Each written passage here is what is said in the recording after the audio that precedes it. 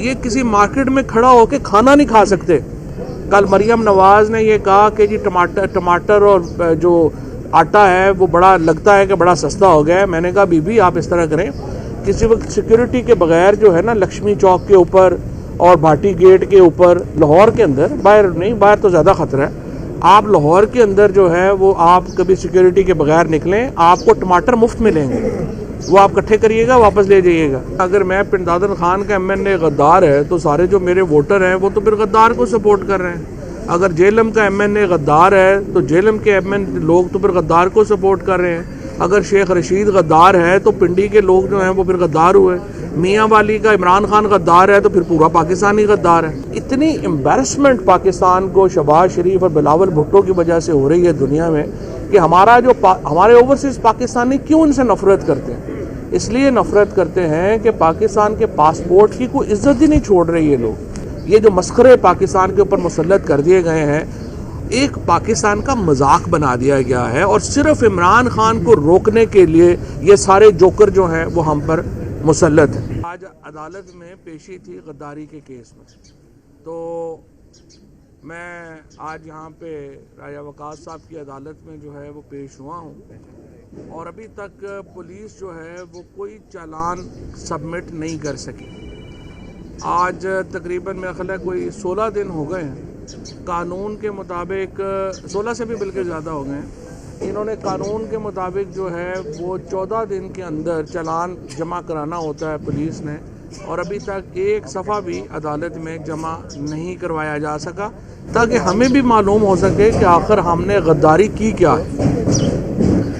मैं फिर पूछता हूँ कि अगर जेलम के MNA, पिंडादन खान का MNA, आपके रावलपिंडी का MNA, आपका मियाँ वाली का MNA, ये सारे गद्दार हैं, तो आखिर पाकिस्तान में फिर पाकिस्तान रियासत के साथ कौन है?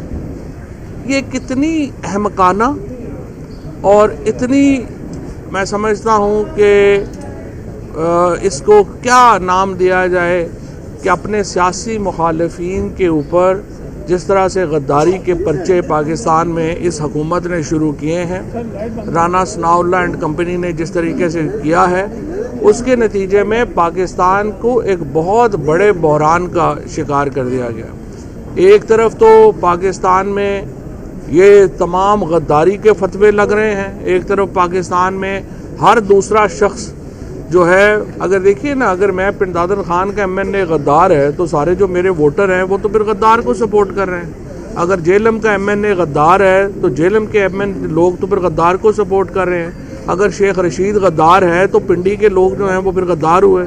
मियाँ वाली का इमरान खान गद्दार है तो फिर पूरा पाकिस्तानी गद्दार है।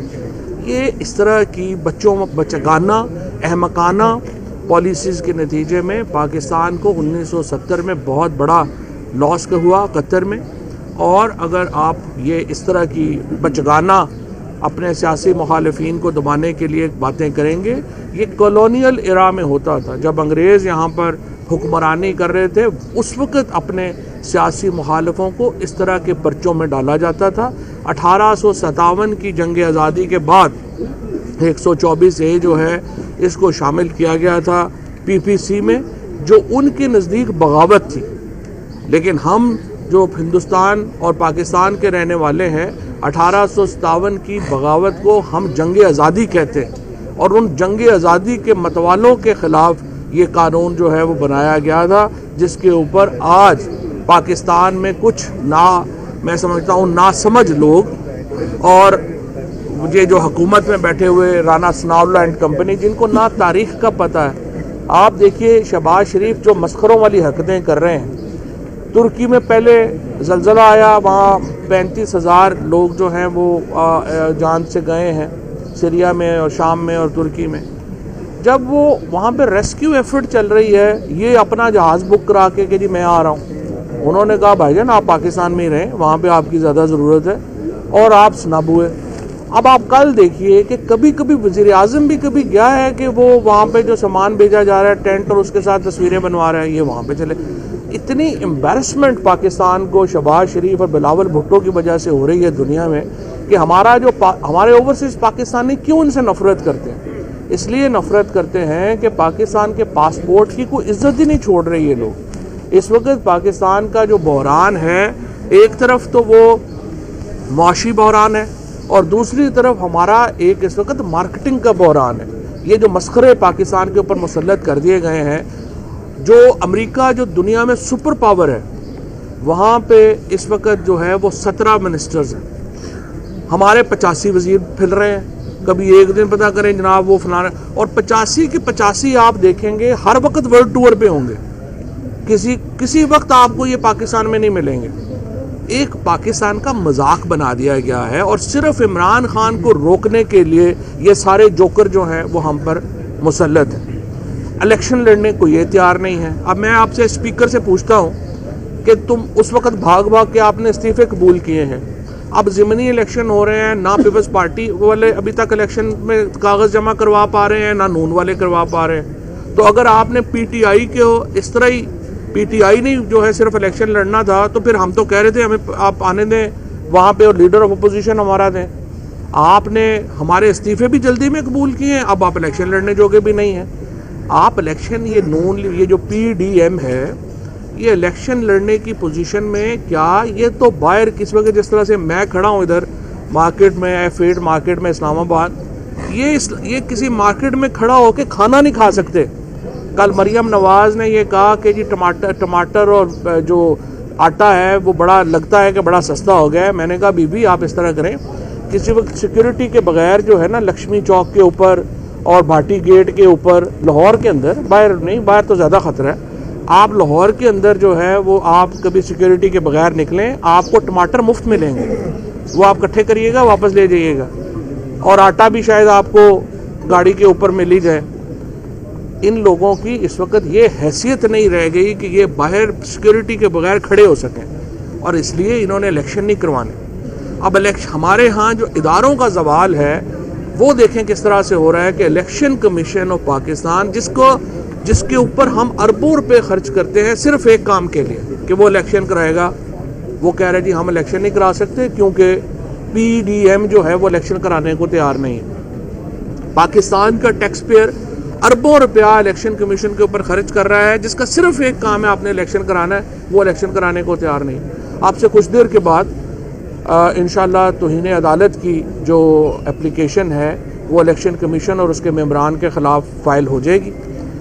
इन्होंने 2 दिन हो गए हैं हाई कोर्ट का, लाहौर हाई कोर्ट का फैसला, अभी तक उस पर अमल दरामद जो है वो नहीं किया, और हाई कोर्ट के फैसले में यह था कि इमीडिएटली करें।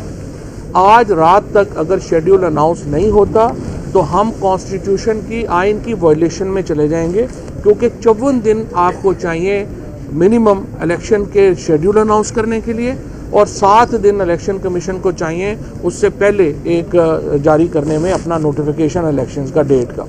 और अगर हम ये 61 दिन जो हैं ये पूरे नहीं होते हैं तो फिर इसका मतलब यह है कि आप आइन की वायलेशन में हैं, आइन की खिलाफ वर्जी में हैं। अब आइन की इस वक्त जो पाकिस्तान में एक ही डॉक्यूमेंट है, एक ही दस्तावेज़ है जिसके ऊपर पाकिस्तान में कंसेंसस है, और वो पाकिस्तान का आइन है। इसके ऊपर शाह अहमद नूरानी साहब के भी दस्तखत हैं, इस पर फजलुर रहमान साहब के वालिद साहब मुफ्ती महमूद साहब के भी दस्तखत हैं। मैं सियासतदानों से कहता हूँ, नवाज शरीफ साहब तो खैर पैदे ही जनरल ज़ियाउल हक ने के दौर में हुए थे, और ये जुल्फ़िकार अली भुट्टो के भी हैं। तो मैं पीडीएम में भी शामिल जो जमातें हैं उनको कहता हूँ कि आप खुदा का खौफ करें। पाकिस्तान में एक ही मुतफ़िका दस्तावेज़ है जो पाकिस्तान का आइन है, आप इसको जो है वो बिल्कुल कागज़ का टुकड़ा ना बना दें। आपने ना अदालत में, इस्लामाबाद में अदालत ने कहा लोकल गवर्नमेंट इलेक्शन करवाएं, आज आप देख लें महीना हो गया हाई कोर्ट के हुक्म पे अमल दरामद नहीं हुआ। उसके बाद हाई कोर्ट लाहौर ने मुझे तलब किया 4 बार, मुझे वहाँ पे पेश ही नहीं किया गया। शेख रशीद साहब की ज़मानत ली अदालत ने, इन्होंने दूसरे केस में उसको बुक कर लिया। और कल मरियम नवाज़ ने बहुत ही ख़तरनाक तनकीद की है अदलिया के ऊपर, और उन्होंने पाकिस्तान की अदलिया को डिफेंसिव करने की कोशिश की है। और क्यों की है? क्योंकि वो ये कह रही हैं कि उनका जो मुकदमा है, जो नैब केस की तरमीम का केस, वो बहुत अहम है इनके लिए। ये सारी रजीम चेंज हुई नैब के केसेस में तरमीम के लिए थी, जहां 1100 अरब रुपया ये सारा जो पीडीएम है ये ले चुका है। और उस पैसे को हजम करने के लिए ज़रूरी है कि अदालत जो इमरान खान का केस है उसको मुस्तरद करे। इमरान खान के केस के ऊपर एक दबाव बनाने के लिए, जिसमें हमारा मुतालबा ये है कि नैब में तरामीम जो हैं वो नहीं हो सकती थी, गैर आइनी है, उसके ऊपर अदालत फैसला दे, उसको गैर मौसर करने के लिए ये अब सारा मामला जो है वो किया जा रहा है। अदलिया को तनकीद का निशाना जो है वो बनाया जा रहा है और हम इसकी शदीद मजम्मत करते हैं। हम जेल भरो तहरीक के लिए भी तैयार हैं, हम अपनी अदालतों के तहफ़्फ़ुज़ के लिए भी इंशाअल्लाह तैयार हैं। बहुत शुक्रिया।